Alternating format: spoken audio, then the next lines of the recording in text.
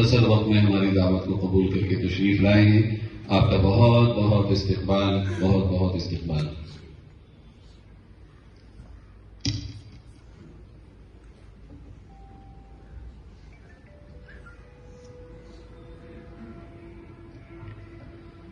हमारे बीच हमारे मंच पर मौजूद मेरे आदरणीय शहर काजी साहब, हमारे बुजुर्ग,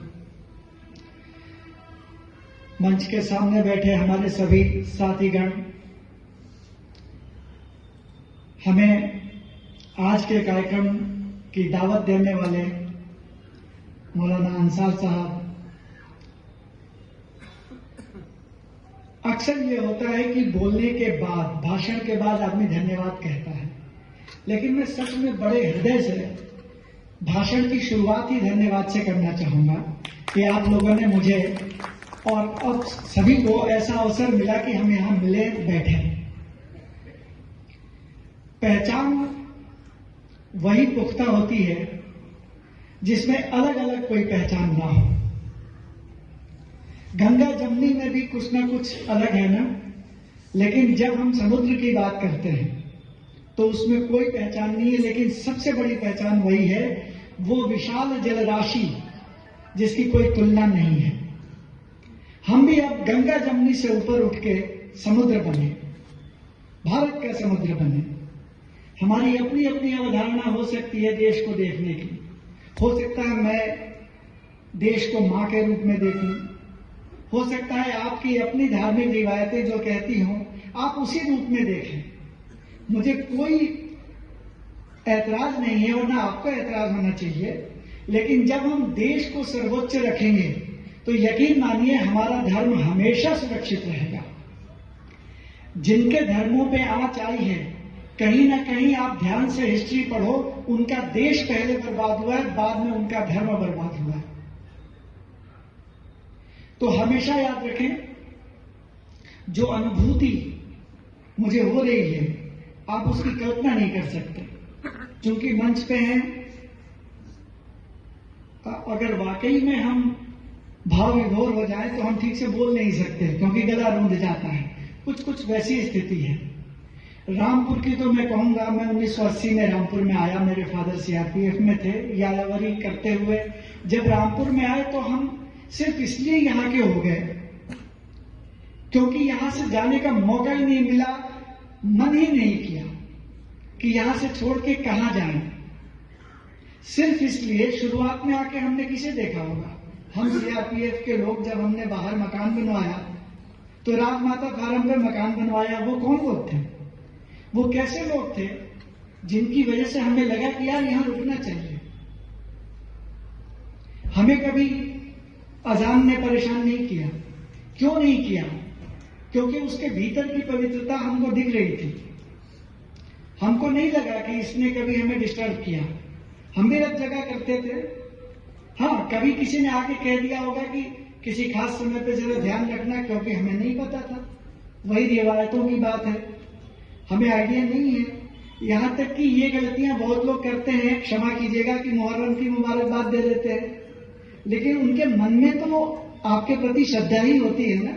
जैसे ही वो जान जाते हैं, कईयों को हम बताते हैं नहीं ऐसा नहीं होता है, वो सुधर जाते हैं, वो समझ जाते हैं। मैं रामपुर की बात कर रहा था। मेरा काम आपके बगैर नहीं चलने वाला, और मैं विश्वास से कहता हूं कि आपका काम भी मेरे बगैर नहीं चलने वाला। एक छोटा सा ये हमारा जिला है, किसी समय यूपी का सबसे छोटा जिला हुआ करता था।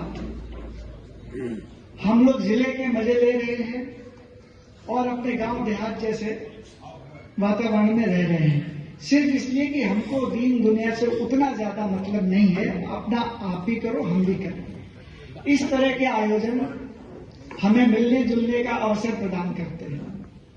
बहुत से लोग हैं जिनसे आज मैं मिलूंगा, आप भी मुझसे मिल रहे हैं। हम कहीं भी मिले तो जो भी मसले या मसाइल हैं उन्हें दूर रखते हैं, क्योंकि देखिए बंटने के बहाने अगर हैं तो जुड़ने के जरिए भी हैं। ये तो शेर हो गया। खैर, आप लोगों का आशीर्वाद है। तो वो तो हमें ढूंढना है। मैं अपने आदरणीय मौलाना साहब को एक विश्वास दिलाता हूं, हम लोग किसी को भी वोट दें, जब सरकार बन जाती है तो छोड़ दो, वरना 5 साल बाद फिर हटा देंगे। तो बिल्कुल हम सुरक्षित हैं जब तक आप जैसे रहनुमा हमारे साथ हैं। बाकी मैं एक चीज कहूं कि जब मैं कभी अस्पताल जाता था, अभी पहले की बात बता रहा हूं, तो मुझे लगता था पूरी दुनिया बीमार है। जब मैं बस में सफर करता था और भीड़ होती थी तो मुझे लगता था आज सब यात्रा पे ही निकले हुए हैं। ऐसे ही आज दिल्ली देख के लगता है कि सारे किसान वहीं पे हैं या सारे किसान असंतुष्ट ही हैं। ऐसा नहीं है। एक गर्व की बात है, ट्रैक्टर रैली हो रही है। आज से 20 साल पहले किसान के पास साइकिल भी बहुत मुश्किल होती थी। रैली का चाहे जो परिणाम हो, लेकिन एक बात पे आप गर्व करिए कि अब हम ट्रैक्टर रैली की हैसियत में आ गए। ये कोई छोटी बात नहीं है। बाकी मसले मसाइल चलते रहते हैं, इसलिए सच बात है, जो भी विवादित चीजें हैं बेहतर हो कि हम उनके परिणाम पर हम खुद न पहुंचे। हम अपने बड़े बुजुर्गों को, हम हमारे जो विशेषज्ञ हैं उनको उस परिणाम में आने दें। अब जैसे साल भर हम लोगों ने घर में कैद रहे हम लोग, क्योंकि वैक्सीन तब तक आई नहीं थी। साल भर के बाद अब वैक्सीन आई है। बहुत से लोगों को गलतफहमी हो सकती है, ठीक है, लेकिन क्यों ना हम उन्हें अपने डॉक्टर पे छोड़ दें। ये काम तो उनका है ना। मेरा काम पढ़ाने का अगर है तो वो काम आप मुझ पर छोड़ दें। व्यापारी है तो उनसे पूछ लें। अगर आपको व्यापार में कोई संकट आ रहा है तो हमारे मंच पे ही एक से एक ऐसे लोग बैठे हैं जो व्यापार का गुणा भाग सब कुछ जानते हैं। तो क्या बेहतर होगा कि आप उनसे पूछ लें कि भाई शमसी साहब जरा बताइए, ये आजकल ये मसला है। तो सही लोगों से हम राय लें तो हम सही रहेंगे। यकीन मानिए, हमारे बुलावे में आके अगर कोई एक व्यक्ति वैक्सीन नहीं लेता और खुदा ना करे उसके साथ कुछ हो गया तो वो पाप लेके आप कहां जाएंगे।